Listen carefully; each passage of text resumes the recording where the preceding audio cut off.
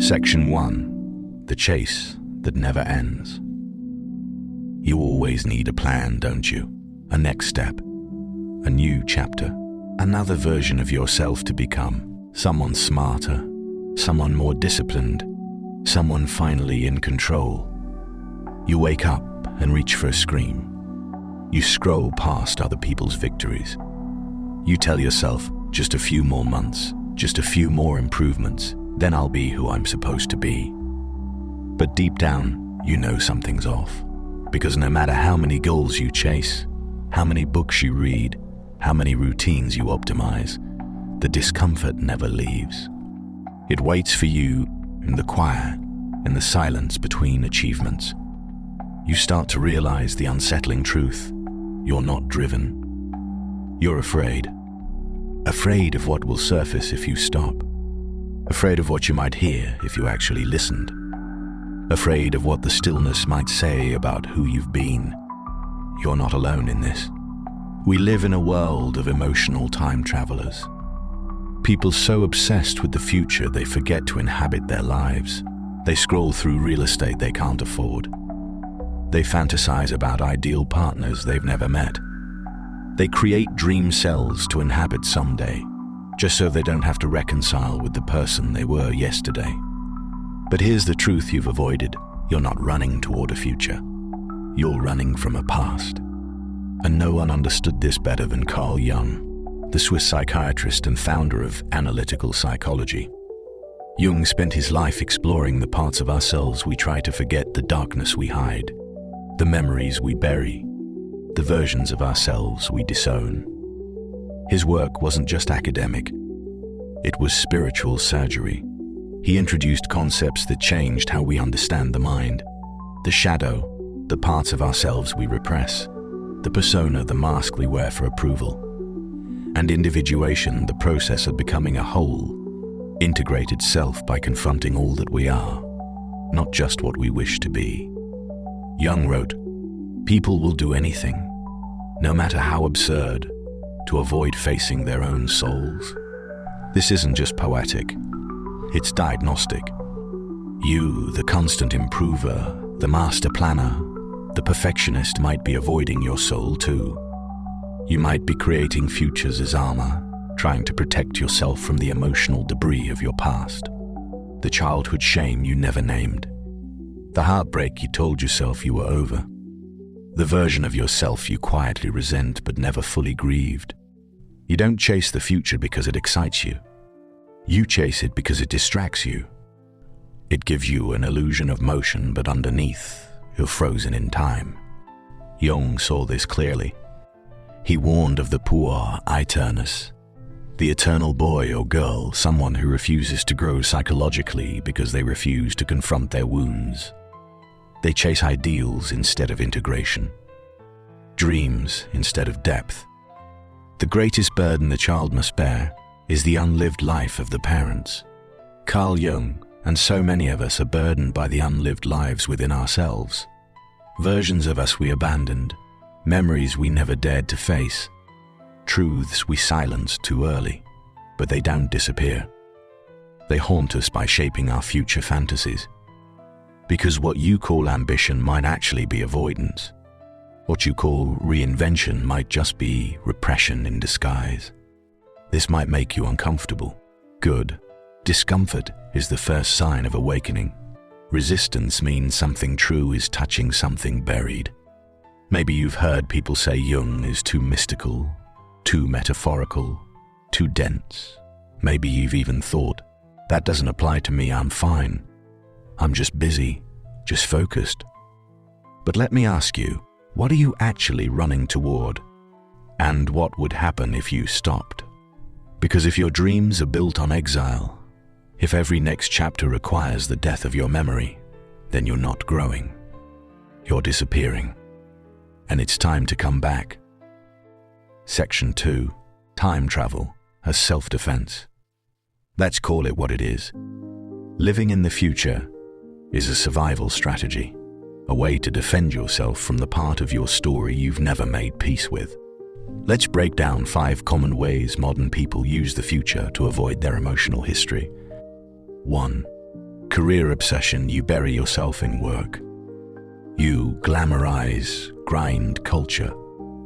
You move from one title to the next, believing that if you just hit the right benchmark, you'll finally feel worthy. But what if you're not ambitious, you're ashamed? What if you're not building a life, you're outrunning an origin? 2. Relationship fantasizing. You idealize a perfect partner who'll finally love you right. But it's not just romance, it's rescue. You want someone to validate what you still haven't validated within yourself. As Jung might put it, you've projected your unloved parts onto a future lover. The meeting of two personalities is like the contact of two chemical substances. If there is any reaction, both are transformed. But if one of those personalities is still hiding, the reaction won't heal you. It will reveal you. 3. Spiritual bypassing. You say you're healing. You chant mantras and chase mystical experiences. But your practices feel performative, a distraction from facing what's real. You might even call this transcendence. But Jung warned against this too. Enlightenment is not imagining figures of light, but making the darkness conscious. You're not transcending, you're bypassing. 4. Self-help addiction. You read every book, take every course, obsess over optimizing, but underneath it all, you secretly believe you're broken. You don't seek knowledge to grow, you seek it to hide, to bury the pain under layers of intellectual progress. 5. Reinvention syndrome. You move cities, change your name, switch industries. You call it evolution, but it's a constant cycle of escape. You've mistaken shedding skins for healing wounds. All these strategies are understandable, they're human, they're protective, but they're also exhausting, because every time you project your life into the future, you increase the emotional distance between yourself and your soul. Martin Heidegger, the German existentialist philosopher, warned about this. In Being and Time, he described how we avoid the present by living in a constant state of being toward the future. But this isn't empowerment, it's evasion. We live as if death is far away, as if time is infinite, and as if authenticity can wait. But it can't. As soon as man comes to life, he is old enough to die, Heidegger reminds us. Every time you chase what's next at the cost of what's now, you waste your one chance to live this life. And if that doesn't wake you up, here's one more truth. You cannot heal in the future. You can only heal here. So stop reaching forward like it's salvation. Look backward, not to dwell, but to reclaim. Because what if the answers you're seeking are you trapped in the silence you keep skipping? Section 3. The Fantasy of Reinvention. You say you're reinventing yourself. New haircut, new job, new habits. You call it growth.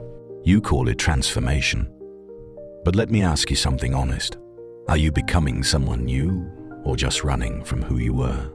You've convinced yourself that if you just keep moving forward, if you upgrade your body, your wardrobe, your career, your circle, you'll finally outrun the old self, the one who was abandoned, the one who failed, the one who wasn't enough.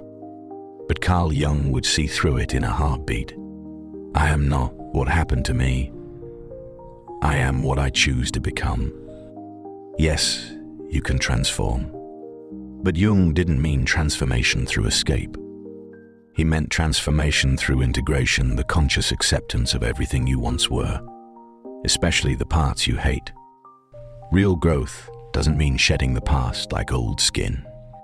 It means reclaiming it, naming it, making peace with it. Because when you build a new identity by rejecting your memory, you aren't evolving. You're exiling yourself. You create a mask, what Jung called the persona. It's not your real self. It's the self you've designed to be accepted. It's curated, polished, socially strategic. And for a while, it works. until you realize, but the sonar grows heavier with every mile you run away. The more you succeed, the emptier it feels.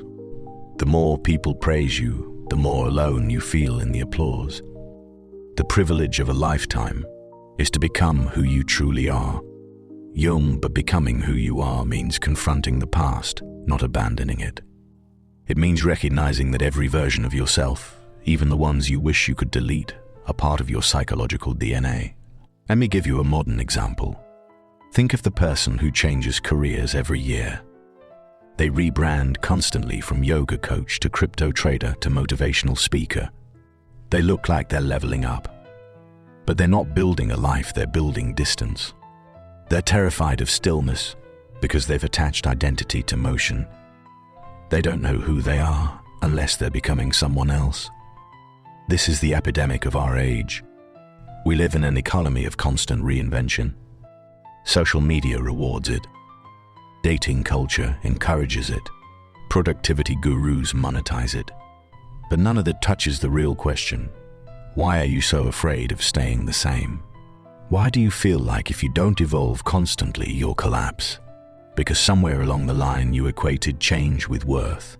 You thought the only way to be loved was to be unrecognizable from who you used to be. But you are not a startup. You are not a brand. You are not a product in beta. You are a soul. And souls don't need to scale. They need to remember. Which brings us to one of Nietzsche's most haunting ideas. What if a demon were to say to you that this life, as you now live it, you must live it once again and innumerable times more? This is the idea of eternal recurrence. A test, a mirror, a confrontation. If you had to relive your current self forever, no new versions, no resets, would you still want to live?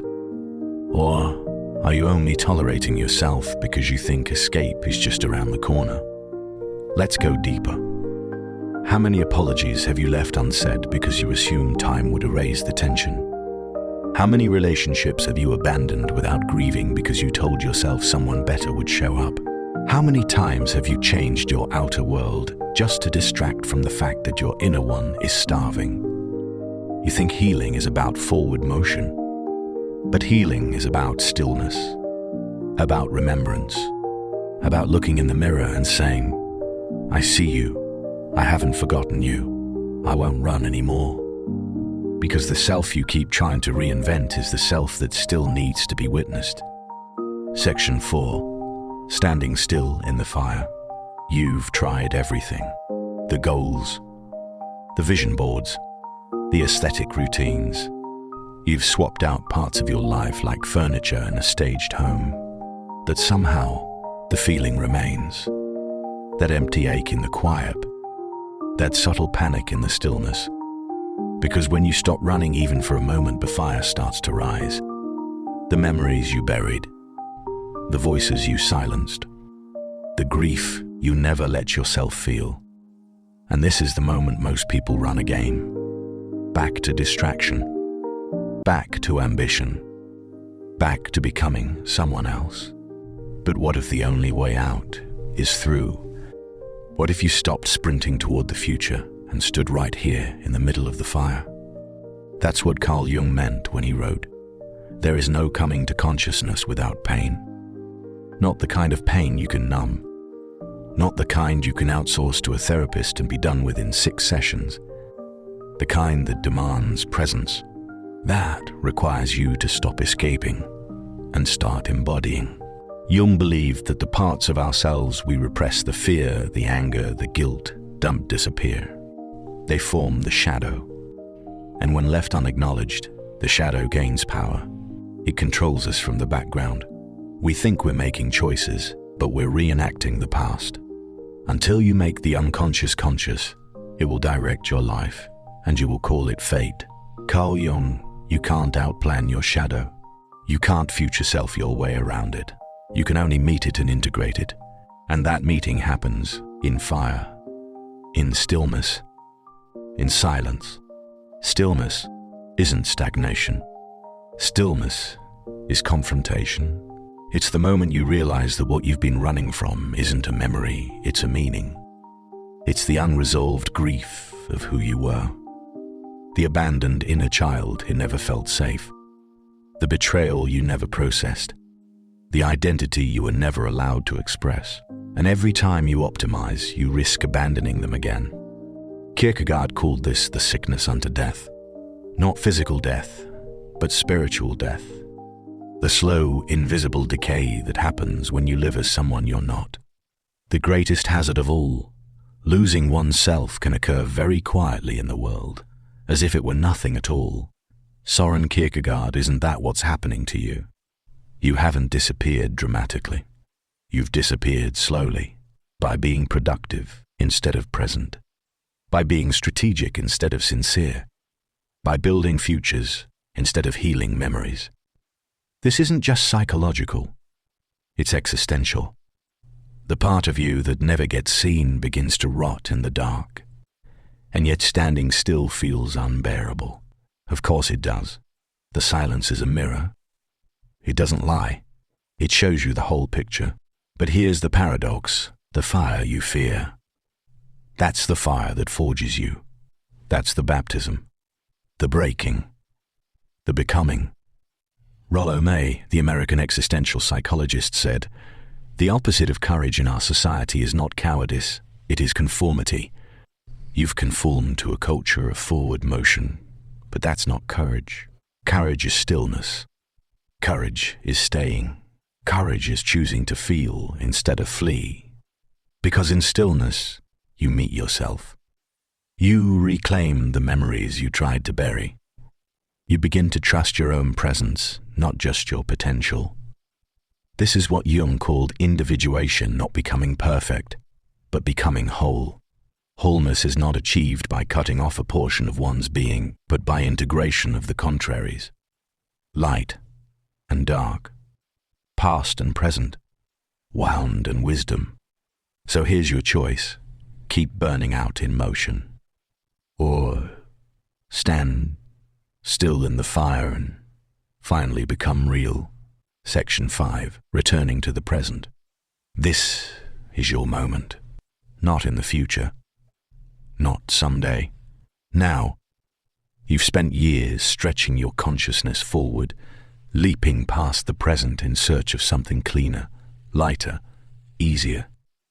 You thought the next version of yourself would save you. You thought time would be your redemption, but time doesn't heal what you refuse to feel. And the future doesn't save the parts of you that you've disowned. You know that now. Because every time you chased a goal, it didn't fill the silence.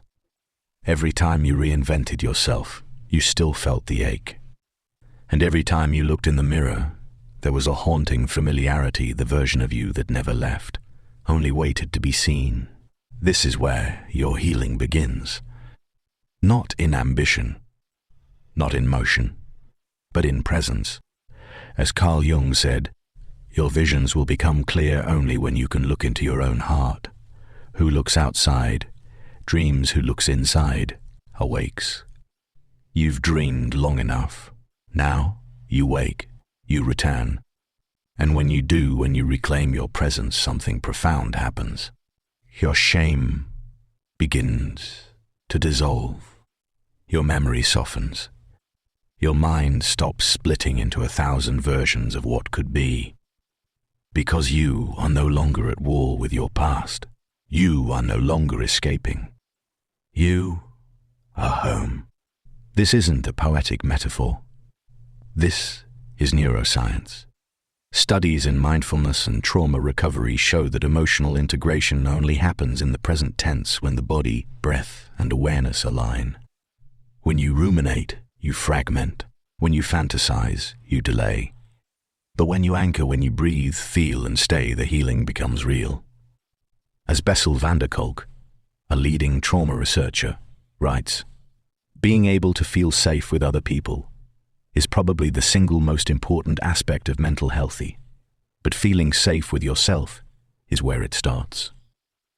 And that's what you're learning now.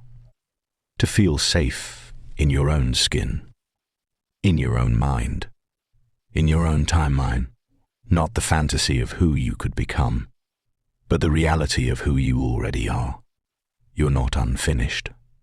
You're not late. You're not behind. You're simply returning. And in this return, you start to recover the parts of yourself you lost in the race. The part that used to feel joy without needing to earn it. The part that could be quiet without guilt. The part that trusted life, not because it was perfect, but because it was yours. The privilege of a lifetime is to become who you truly are. Carl Jung and who you are isn't waiting in the future. They're waiting in the now. So what does it look like to return? It looks like stillness. It looks like going on a walk without your headphones. It looks like journaling instead of scrolling. It looks like reaching out to someone you hurt, not because it will fix everything, but because you no longer want to live with silence. It looks like grieving. It looks like remembering. It looks like forgiving the past, you not erasing them. Because when you stop resisting the present, you stop resisting yourself. And when you stop resisting yourself, you become free. So here's your invitation. Let the fire cleanse you instead of burn you out. Let memory become medicine instead of punishment. Let the shadow become a guide instead of a ghost. Cut the illusion of constant progress. Reclaim the self you thought had to be left behind. Choose your peace over your projection. Withdraw instead of reacting. Feel instead of fleeing. Forgive instead of forgetting. Come back instead of reinventing. You are not your productivity. You are not your goals. You are not your curated self. You are a soul, a psyche, a life. And this life is already happening. The only question is, will you live it or keep chasing the next one? Because the present moment is not a prison. It's the only place you're ever truly free.